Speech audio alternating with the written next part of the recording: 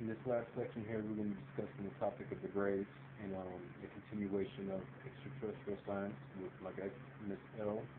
And, you know, these topics of extraterrestrials, as I said before, are they're detrimental to know about, as far as your own inner evolution and understanding who you are and what you are as a being and where your true origins perhaps came from. Now, Miss L, could you give us some insight on the big topic of the grave that this seems to be the mascot for the extraterrestrial picture, you know? Yes, the graves are the forerunner in the propaganda machine. They were singled out and, made the stars of the whole extraterrestrial thing. And, I know some things about the graves, but I don't really like to focus on them too much, only because a lot of them are mechanical or organic mechanical beings. A lot of them are soulless. There are dedicated organic, true soul-bearing gray groups out there, but a lot of the ones that are operating here are soulless, and some of them are even under a slave caste, under other groups, whether it's the United States government or whatever. But when I talk about the graves, I think about how, they are, what's the term? The term is cybernetic life form. And there's a lot of people here that are cybernetic life forms. They're soulless. They were engineered as graves were and other beings were. Right. We don't have these deep underground military installations and laboratories for nothing. The reason they are high security places are because there are unconscionable, illegal, and immoral things that are going on there, breeding and hybridization programs that are occurring. So some of these groups, or some of these poor beings that are running around here are not only slaves, but they were created perversely, and along with some of the humans that we live side by side with. And those are the ones I call the soulless ones, the ones that thrive off of the artificial frequency of our artificial moon. So, that's pretty much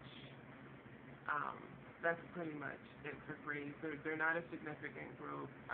A lot of the abductees' experiences reported have not been positive, but some have been. There was a case in Brazil where a woman had been abducted. She had been part of 3 other members that have been abducted generationally, and because of the abductions and the perverse experiments that they were committing on her, she had developed cancer. I think it was uterine cancer or ovarian cancer. And once it was established that she was ill, she was continuously abducted, and they actually cured her. But she did report them as not having any emotional basis. Right. Like, they weren't emotional beings. They were very logical, very technical, very machine-like. So as they did create a problem, they actually fixed it. Right. But they're like soulless scientists that just are examining the reactions from the emotion base because it's something they lack. Right. You know. And they can be, they more than likely are puppeted. At least the small ones. The tall graves are reportedly very vicious. And some of the different groups of graves have been on Earth for a very, very, very long time, underground, subterraneously. And you have different subgroups of graves as well. Right. Well, so, as far as their diet, as far as you know, what does their diet consist of? Their diet is supposedly a chlorophyll-based. They ingest their food through the pores of their skin, or what we would call skin. The skin being an organ in both humans and these beings. That's how they ingest food. It's also been said that they have to ingest plasma, the plasma products of humans that humans produce, and that would have everything to do with how they were created and the makeup of them.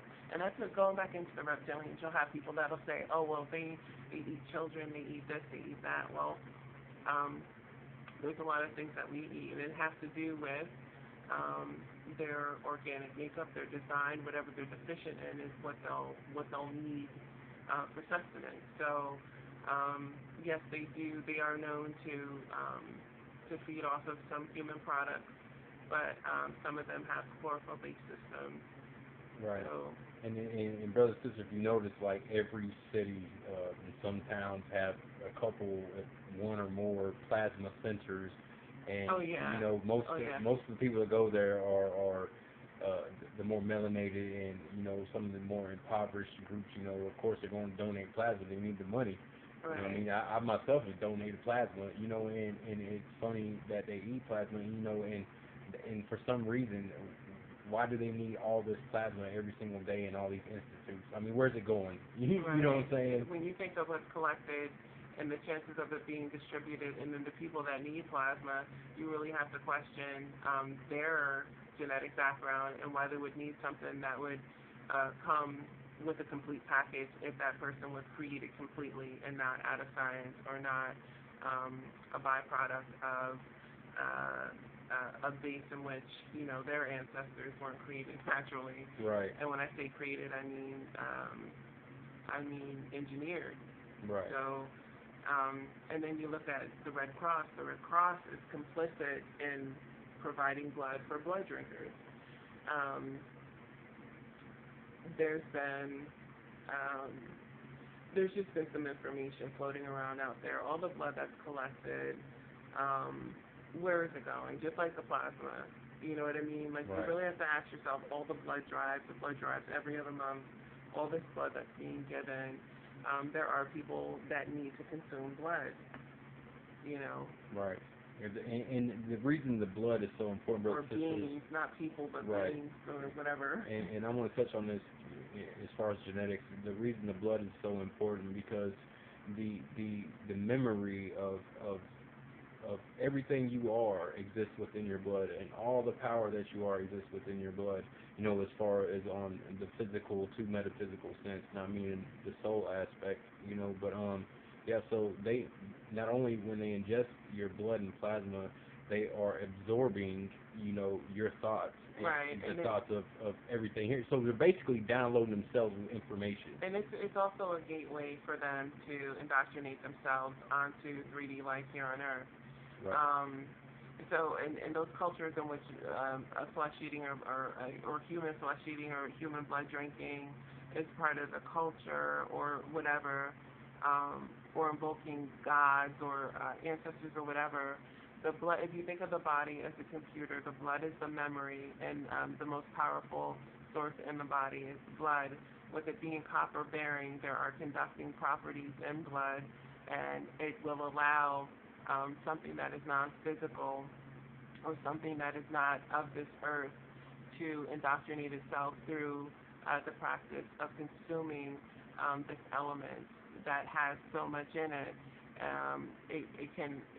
It is the grounding factor. Right, and to touch on that while we're on the subject of blood, like we're saying, the power in the blood. If you deal in the occult sciences, or you are a practitioner of manifestation or magic, you put a little drop of blood, of your own blood in that.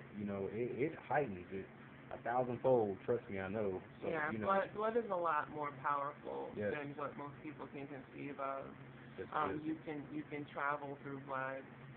Through the memories of your ancestors, you can travel through the memory of your ancestors, and move about that way. So I mean, it's amazing. Yeah. And so that's why we have blood collection. That's why we have people that drink blood, or beings that need to drink blood. It's not really personal. It's just that they probably have a biological need to consume it. And for others, it's just a matter of using it as an interface between this dimension and others. Right, and the purpose of growing and sharing information is to look at things objectively. It's not about obtaining an emotional reaction because something does something. You know what I mean? That's what I'm saying. As we learn and grow and become conscious